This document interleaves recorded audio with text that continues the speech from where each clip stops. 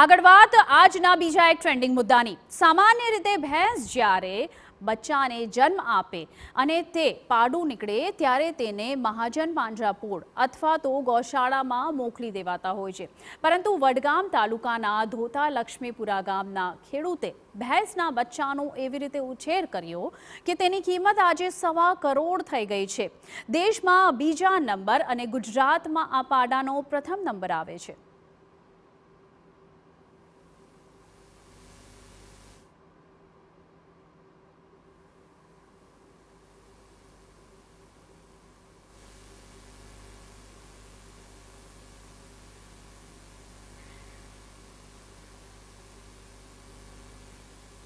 બનાસકાંઠા જિલ્લો પશુપાલન અને ખેતી આધારિત જિલ્લો છે।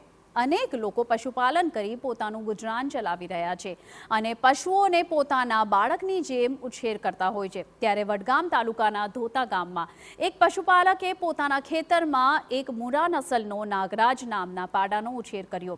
આજે તે 4.5 વર્ષનો થયો। પાડો નાનો હતો ત્યારથી તેને 2 ટાઈમ સ્નાન કરાવવાનું અને તેલની માલિશ કરી પૌષ્ટિક ખોરાક આપવાનું ચાલુ કર્યું હતું। દિવસમાં અત્યારે 15 કિલો પશુદાણ તેલ અને ગોળ સહિતનો ખોરાક તેને આપવામાં આવે છે। હાલ તેનું વજન 1000 કિલોથી પણ વધુ છે। થોડા સમય પહેલા આ પાડાને પુષ્કરના મેળામાં લઈ જવાયો હતો, જ્યાં તેનો બીજો નંબર આવ્યો અને ગુજરાતમાં પ્રથમ નંબર આવ્યો હતો। દેશભરમાંથી પુષ્કરમાં 15 થી 16 જેટલા પાડા આવ્યા હતા। આ પાડાની ₹1.25 કરોડ બોલી બોલાઈ હતી, પરંતુ પશુ માલિક તેને વેચવા માટે તૈયાર નહોતા, પરંતુ માત્ર સ્પર્ધા માટે ત્યાં ભાગ લેવા માટે ગયા હતા અને અન્ય પાડાઓની બ્રીડ જોવા ગયા હતા। આ નાગરાજ પાડો મેં ઘરે મોટો કર્યો છે। નાનું બચ્ચું હતું એનો ઉછેર કર્યો। દિવસે એનામાં થોડું ઘણું સારું દેખાણું એટલે એની માવજત વધારે કરી। એટલે અત્યારે 4 વર્ષ પૂરા થઈ ગયા। પુષ્કરના મેળામાં ગયા હતા। ભારતનો મોટામાં મોટો મેળો કરો ને તો પુષ્કરનો મેળો રાજસ્થાન, એમાં અમારો બીજો નંબર આવ્યો અને ગુજરાતમાં પહેલો નંબર આવ્યો। અત્યારે એનું વજન છે 1000થી ઉપર। અને ત્યાં વેપારીએ આ બુલનો માગણી કરી, પણ પશુપાલક પોતે કે મારે બુલ વેચવાનો નથી, ખાલી હું ભાગ લેવા આવ્યો છું અને બીજા નસલના પાડા દેખવા માટે આવ્યો છું। એટલે મારા બીજો નંબર આવ્યો એ અમારા લક્ષ્મીપુરા ધોતાનું ગૌરવ કહેવાય, તાલુકાનું ગૌરવ કહેવાય, બનાસ ડેરીનું ગૌરવ કહેવાય, લક્ષ્મીપુરા ધોતા ડેરીનું પણ ગૌરવ કહેવાય। અને આ બુલના જે સિમેન્ટ્સ પોતે પશુપાલક એમ ઈચ્છી રહ્યો છે કે મારે આજુબાજુના ગામડામાં પશુ ઓલાદનું સારી સુધારણા થઈ શકે, એ માટે મારે બુલના સિમેન્ટ્સ ડિસ્પેચ કરવાના છે।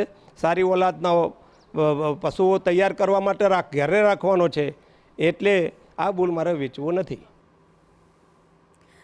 તો આસપાસના જિલ્લા તો ઠીક, અને આસપાસના જિલ્લાથી પણ લોકો અહીં આવે છે, પણ આ પાડાને જોવા તમામ બહારના જિલ્લાઓમાંથી પણ લોકો આવે છે। સ્થાનિક લોકોનું કહેવું છે કે પશુપાલક દિલીપભાઈએ પાડાને ઉછેરવામાં ખૂબ જ મહેનત કરી છે અને આ પાડાએ સમગ્ર ભારતમાં અને ગુજરાતમાં જે નામ રોશન કર્યું છે તેનો સૌને ગર્વ છે।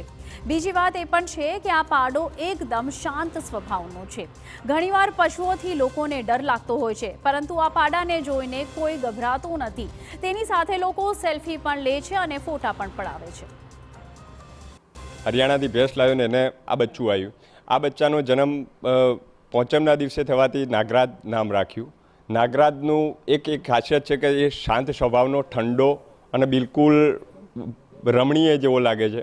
અને બીજું જોઈએ તો એનું ખાસિયત એ છે કે એ સારી નસલનો છે, કે મુરા નસલનો છે, કે એને બીજી દૃષ્ટિએ જોઈએ તો એની માનું દૈનિક દૂધ 26 થી 27 લીટર દૂધ હતું। તો બધી દૃષ્ટિએ જોઈએ તો એ શાંત સ્વભાવ, પછી એનો દૈનિક દૂધમાં પણ સારો રેકોર્ડ છે। અને પુષ્કર મેળામાં ભાઈ લગભગ હમણાં તાજેતરમાં જ લઈને ગયા હતા, તો ત્યાં પણ ભારતમાં એને બીજું સ્થાન અને ગુજરાતમાં પ્રથમ સ્થાન મળ્યું।